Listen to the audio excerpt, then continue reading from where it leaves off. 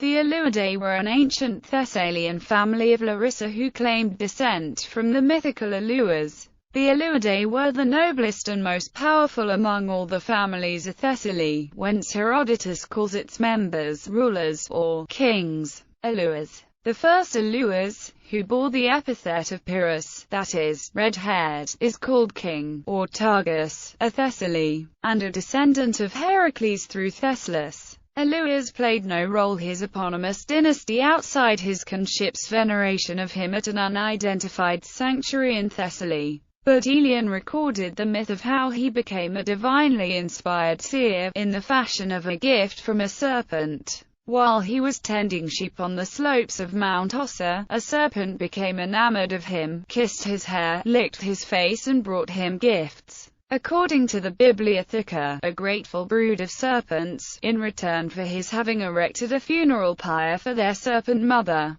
purified his ears with their tongues, so that he might understand the language of birds, and interpret their flight in augury. Plutarch wrote that he was hated by his father on account of his haughty and savage character, but his uncle nevertheless contrived to get him elected king and sanctified by the god of Delphi. His reign was more glorious than that of any of his ancestors, and the nation rose in power and importance. This Aleuas belongs to the mythical period of Greek history. According to Aristotle, the division of Thessaly into 4 parts took place in the reign of the first Aleuas. German philologist Philipp Karl Buttmann places this hero in the period between the so-called return of the Heraclids and the age of Pisistratus. Historical Aleuadae. But even earlier than the time of Pisistratus, the family of the Aleuadae appears to have become divided into 2 branches. The Aleuadae and the Scupidae, called after Scopar, probably a son of Aleuas.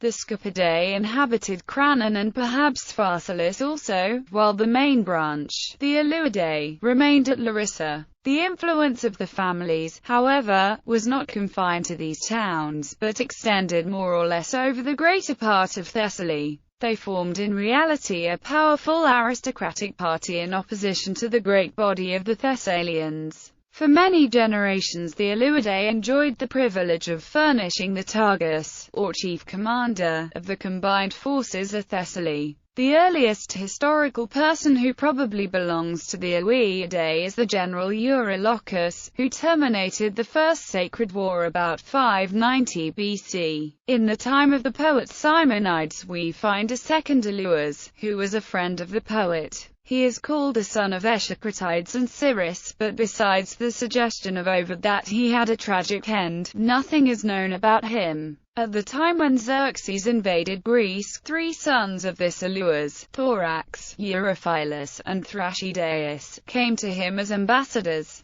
to request him to go on with the war, and to promise him their assistance. When, after the Persian War, Leotychides was sent to Thessaly to chastise those who had acted as traitors to their country, he allowed himself to be bribed by the Aleuadae, although he might have subdued all Thessaly. This fact shows that the power of the Aleuadae was then still as great as before. Around 460 BC we find an Aleuad named Orestes, son of Echecratides, who came to Athens as a fugitive, and persuaded the Athenians to exert themselves for his restoration. He had been expelled either by the Thessalians or more probably by a faction of his own family, who wished to exclude him from the dignity of basileus, for such feuds among the Aleuadae themselves are frequently mentioned. After the end of the Peloponnesian War, another Thessalian family, the dynasts of Pheræ, gradually rose to power and influence, and gave a great shock to the power of the Aleuadae.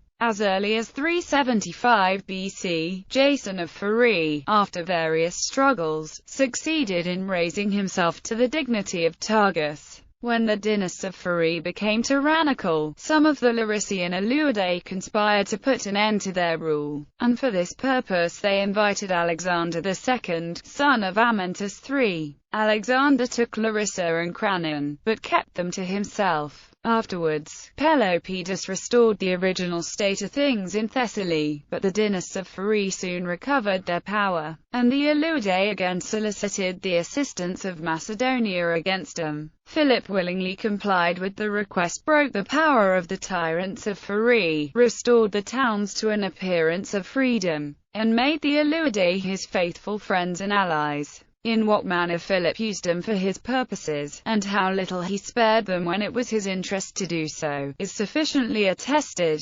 Among the tetrarchs whom he entrusted with the administration of Thessaly, there is one Thrashydaeus, who undoubtedly belonged to the Aleuadae, just as the Thessalian Medius, who was mentioned as one of the companions of Alexander the Great. The family now sank into insignificance, and the last certain trace of an Aleuad is Thorax, a friend of Antigonus. Whether the sculptors Eleuas, mentioned by Pliny, and Scopar of Paros, were in any way connected with the Aleuadae, cannot be ascertained.